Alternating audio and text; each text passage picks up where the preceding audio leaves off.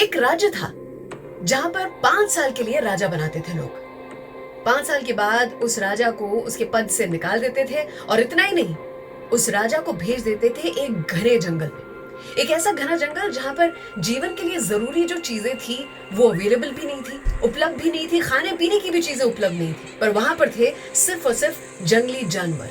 अब ऐसे में होता ये था कि जो भी राजा 5 साल के बाद वहां पर जाता था वो उन भूखे जानवरों का शिकार बन जाता था। पर जो नियम था वो नियम था। तो 5 साल के लिए राजा राजपाट संभालता था, ऐशो आराम करता था, ठाट से रहता था। लेकिन 5 साल के बाद नियम था कि राजा को उसी जगह पर जाना होगा जहां पर ये जंगली जानवर थे, और ऐसे जंगली जानवर जो किसी को छोड़ते नहीं थे, बख्शते नहीं थे। तो राजा के 5 वर्ष खत्म हो चुके थे और सभी लोगों ने कहा कि आपके साल खत्म हो चुके हैं। उसको साज धाज के साथ, पूरी सजावट के साथ उसका जुलूस निकालकर उसे भेज रहे थे उस जगह पर। जुलूस तो निकाला था, उसे घोड़े पर भी बिठाया था, लेकिन उसके बाद एक नाव में बिठाकर उस जगह पर भेज दिया जहां पर कोई भी चीज जो जीवन के लिए जरूरी है वो उपलब्ध नहीं थी, और थे जंगली जानवर। अब लोग सोच में पड़ गए कि इस राजा को तो भेज दिया, लेकिन अगला राजा बनेगा कौन? सालों से वो एक इंसान के पीछे पड़े हुए थे कि ये हमारे राज्य का राजा बने, क्योंकि था बड़ा बुद्धिशाली।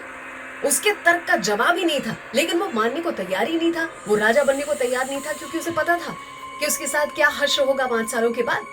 लेकिन इस बार ये जब प्रजा उसके पास पहुंची तो वो तैयार हो गया, राजी हो गया। उसने कहा एक बार सोचा तो जाए, और फिर सभी लोगों से कहा कि मुझे वो जगह पर जाना है जहां पर 5 साल के बाद मुझे भेजा जाएगा।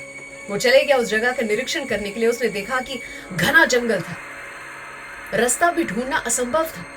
वहां पर ऐसे जंगली जानवर थे जो किसी भी जीव को छोड़ते भी नहीं थे, लेकिन वो मन बना चुका था। वो वापस आया और उसने कहा कि ठीक है, मंजूर है, मैं आपका राजा भी बनूंगा और 5 साल के बाद हमारे कॉन्ट्रैक्ट के हिसाब से उस जगह पे चले भी जाऊंगा। उसने पहले वर्ष में राजपाट संभालते हुए उस जगह पर काम करना शुरू किया। वो अपने लोगों के साथ गया वहां पर और उसने अपना दिमाग लगाया। उसने पहले वर्ष में उस जंगल में से काफी सारे पेड़ काट दिए और रास्ता बनाया ताकि सरलता से कोई उस जंगल के अंदर ट्रैवल कर सके। उसे दूसरे वर्ष में वो सारे के सारे जंगली जानवरों को वहां से दूर कर दिया जिनसे भय था सबसे ज्यादा। उसने तीसरे वर्ष में भी अपना काम खत्म नहीं किया था। उसने तीसरे वर्ष में अपने लोगों के साथ वहां पर खेती बाड़ी शुरू की और वहां पर अनाज उगाया था, खाने पीने का बंदोबस्त हो चुका था। चौथे वर्ष में वहां पर रास्ता बन चुका था, कुछ कॉम्प्लेक्सेस बने थे जिससे जीवन के लिए जरूरी चीजें वहां पर उपलब्ध हो, और कुछ लोग भी रहने आ चुके थे क्योंकि बिल्डिंग्स बन चुकी थी। 5वें वर्ष में वो अपनी सेविंग्स का हिसाब किताब करने बैठा, क्योंकि उसने 4 वर्ष में अपनी बचत कर रखी थी और 5वें वर्ष तक वो बचत कर रहा था ताकि जब वो यहाँ से जाए तो पूरी तैयारी के साथ जाए। वो 5वें वर्ष में अपने लोगों से कहने लगा था मुझे उस जगह पर भेज दीजिए, और सब लोगों ने कहा कि अरे अभी तो 5 वर्ष पूरे भी नहीं हुए। वो जाने के उस जगह पर पहुंचने के लिए बहुत एक्साइटेड था क्योंकि उसने पूरी की पूरी तैयारी कर रखी थी।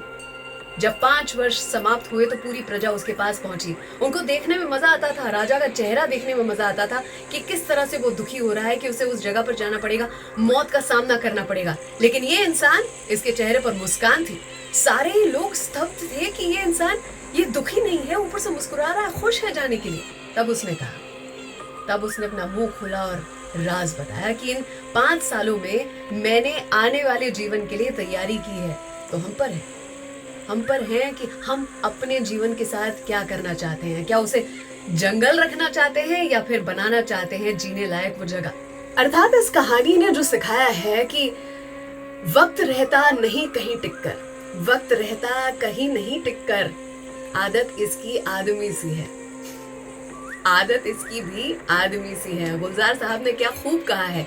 और जो इंसान वक्त का पाबंद होता है वो हर मंजिल को पा लेता है।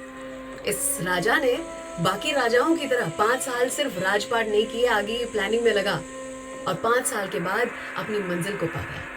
अभी से सिर्फ एंटरटेनमेंट में लगे रहेंगे और सोशल मीडिया में डूबे रहेंगे तो जंगल या मंगल हम पर है।